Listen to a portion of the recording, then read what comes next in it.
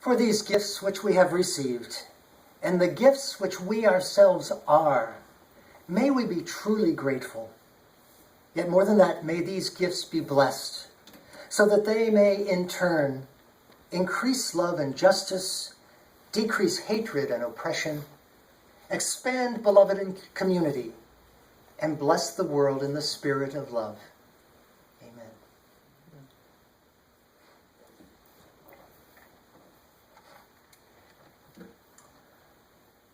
Before I begin, I wanted to give you a little insight into today's service and how it came about, if you don't already know. Each year at Christmas, we have a tradition here of cookies and carols. It's a wonderful celebration.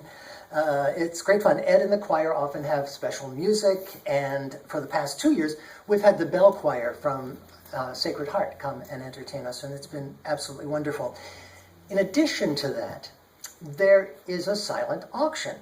And one of the items that has gotten auctioned is a sermon of your choice by yours truly. I've got, hey. So this year's sermon was one by Jack Pinion and Sandra Frazier. Unfortunately, and so really, really sadly, Sandra could not be here today, and I am so sorry for that. In any event, when I asked them what they wanted to hear a sermon about, they told me that the prophet was a favorite for them. They used it in their wedding, and that they'd like a sermon about that. Well, I thought, cool. I'm familiar with the book. Kit and I actually used it in our own wedding, and I've often used it in selections in weddings at which I've officiated. My connection to the book and to Gibran himself is further strengthened by Gibran's connection to the Baha'i faith. Many of you know that Kit and I used to be Baha'i. Gibran met and drew a portrait of Abdu'l-Baha, the leader of the Baha'is, when Abdu'l-Baha visited the United States in 1911. Gibran is reported to have said that when he was writing his book, Jesus, the Son of Man, from which our responsive reading was taken, the entire time he wrote that, he was thinking of Abdu'l-Baha. So, of course, I was enthusiastic about the subject and decided that I'd give you all some insight not only into the book, but also a brief look at the author himself. So I started doing some research into Gibran. Well, so, I'm a modern man. My first stop was Wikipedia. It gave me the basic information. He was born in 1883 in what is now Lebanon, which was then a part of Syria, which was then also a part of the Ottoman Empire. And he died in 1931 of cirrhosis and tuberculosis. In 1895, his mother left his father in Lebanon and emigrated to the United States, taking with her his 2 sisters and a half-brother. After coming through Ellis Island, the family settled in a tenement in Boston's South End. At the time, it was one of the largest Syrian enclaves in the world outside of Syria. His mother became a peddler, selling lace and linens door to door. The family was exceedingly poor. They spoke very little English, and so the prospects for Gibran were, frankly, terrible. Fortunately, there was a settlement house close to the tenement. Now, most of you have heard of Jane Addams. Settlement houses were a kind of community center. They were established in most major cities, and in fact, I did not know this, they are still around today. Who knew? In the late 1800s, their goal was to help new immigrants assimilate into American culture. They provided classes in English as well as American culture and the arts. Now, through his teachers at the settlement house, Gibran came to the attention of Fred Holland Day. I'm actually kind of sorry that Fred is not here today, because that name probably means more to him than anyone else here in the room. This introduction was to change the course of Gibran's life. Day was a very well-known photographer of his time. He was also a bit of a libertine. He often dressed in exotic costumes, wore Eastern clothing, and smoked a hookah. He was the leader of Boston's avant-garde and the center of what Gibran's biographer Robin Waterfield describes as a group of young decadent poets and artists such as Ralph Adams Cram, Louise Guiney, and Herbert Copeland, who called themselves the Visionists. No pretension there.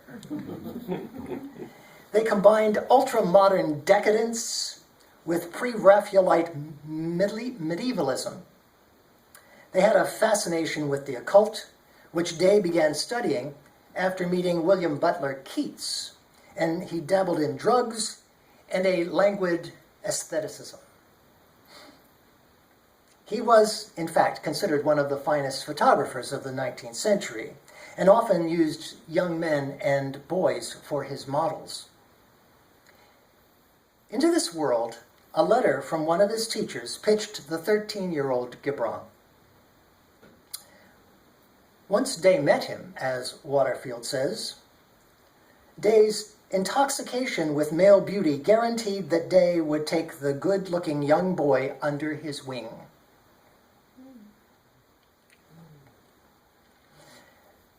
Gibran came to worship Day. For Gibran, Day was a role model, a father figure, an exotic, colorful character who was prepared to introduce him to the wonderful world of literature and art. He was an established artist who was prepared to comment seriously on Gibran's sketches and teach him how to improve them.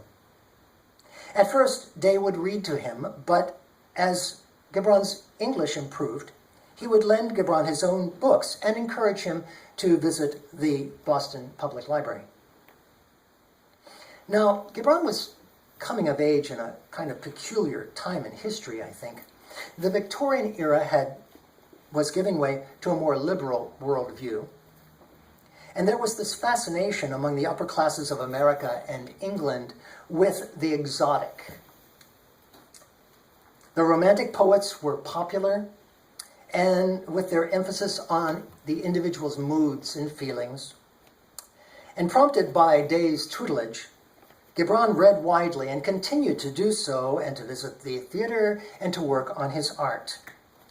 Day lavished attention on Gibran and seems to have, either intentionally or not, transformed this scruffy tenement kid into a Middle Eastern princeling. Now, when I say Middle Eastern princeling, I'm not speaking metaphorically. Gibran seems to have often inflated his background or his experiences. He met Rodin once when he was in Paris, and later said that Rodin had called him the William Blake of our century. Though nowhere is this recorded as true from any other source. Years after he had returned to the U.S. from Paris, he told a companion of an assassination attempt on him while he was in Paris. The interesting part about that is he never mentioned this attempt in any of the numerous letters he had written to that same companion while he was in Paris. And he often told people that he was a prince of his native country, or he was born in India. Perhaps he made up things just to see if people were paying attention, or they amused him, I don't know. But the practice seems to have been fairly common for Gibran. Of course, these lies could not stand as his fame grew.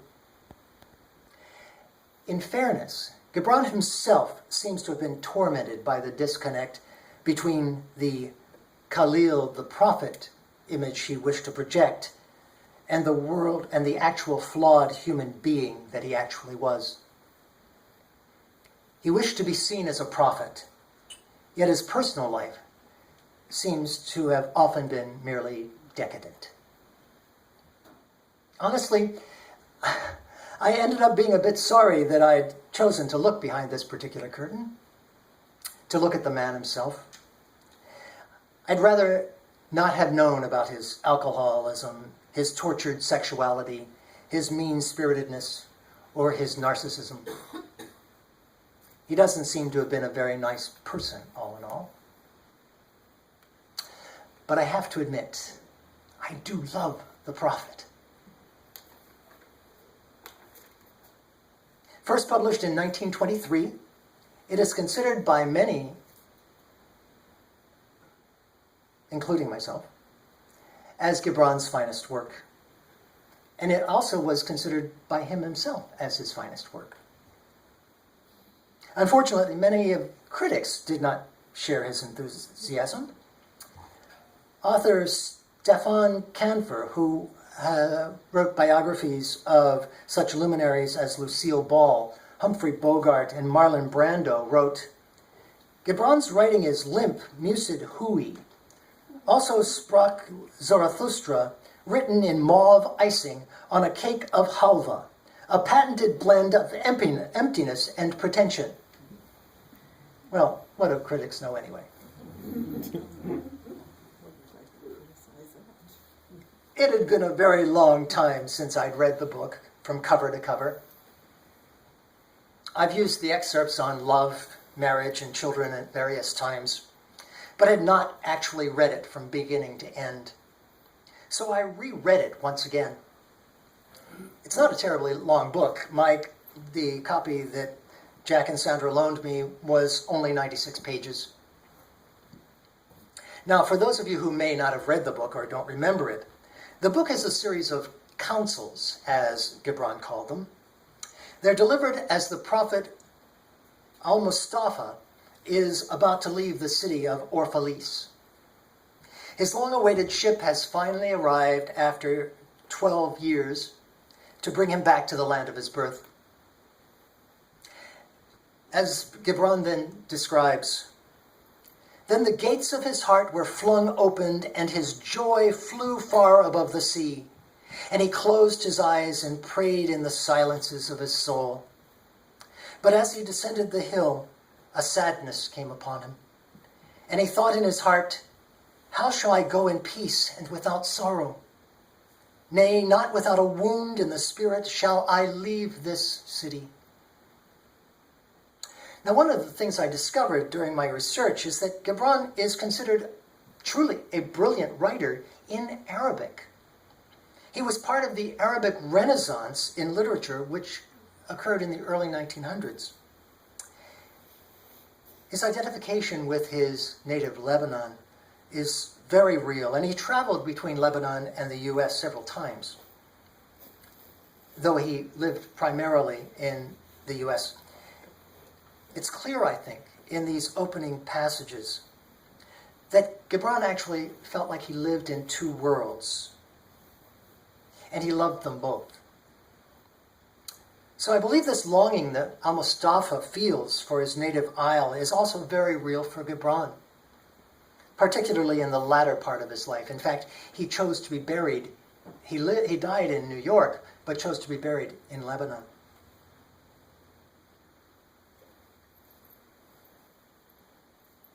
As Al-Mustafa is preparing to leave, the townspeople come out to beg him to stay. Many others come out as well, and finally, a seeress named Almitra appears. She's the first person to have believed in Al-Mustafa. And she says to him, "Prophet of God, in quest of the uttermost, long have you searched the distances for your ship. And now your ship has come, and you must needs go. Yet we ask, ere you leave us, that you speak to us and give us of your truth. And we will give it unto our children, and they unto their children, and it shall not perish." And so they ask him to speak to them of love and marriage and children and freedom, pain, and a host of other topics. These are the counsels, the meat of the book. Some of them are quite wonderful. The piece on children we heard earlier, or this passage where he says, When you love, you should not say, God is in my heart, but rather, I am in the heart of God. Other passages, though, seem to me a bit vague. For instance, this passage on freedom. Verily, all things move within your being in constant half-embrace, the desired and the dreaded, the repugnant and the cherished, the pursued and that which you would escape. These things move within you as lights and shadows in pairs that cling, and when the shadow fades and is no more, the light that lingers becomes a shadow to another light, and thus your freedom, when it loses its fetters, becomes itself the fetter of a greater freedom. I'm not sure what that means, but it is beautifully said. I believe that the words of the book and Gibran's use of them have a kind of beauty and charm that touches something very real for many of us, whether or not the literal meaning is immediately clear. Perhaps leaving the words to the reader's interpretation, in fact, is intentional. Perhaps the nature of the book allows us to read it on our own terms, interpreting it as we need. As Gibran himself says, if these be vague words, he has the prophet saying, then seek not to clear them. In the end, the book is as complex and perhaps as flawed as the man himself. And I think that's part of the book's charm. Whether or not the words are clear, there is beauty simply in the sound of the words. The book certainly has something that speaks to people. By 1998, the book had sold over 9 million copies in North America alone. Now, this doesn't include other English language countries, nor countries that speak the 20 or so other languages into which the book was translated. At the end of the book, Al-Mustafa boards his ship and says to the people, "Fare you well, people of Orphalis. This day has ended. It is closing upon us even as the water lily upon its own tomorrow. What has given us here we shall keep, and if it suffices not, then again must we come together and together stretch our hands unto the giver. Forget not that I shall come back to you. A little while, and my longing shall gather dust and foam for another body.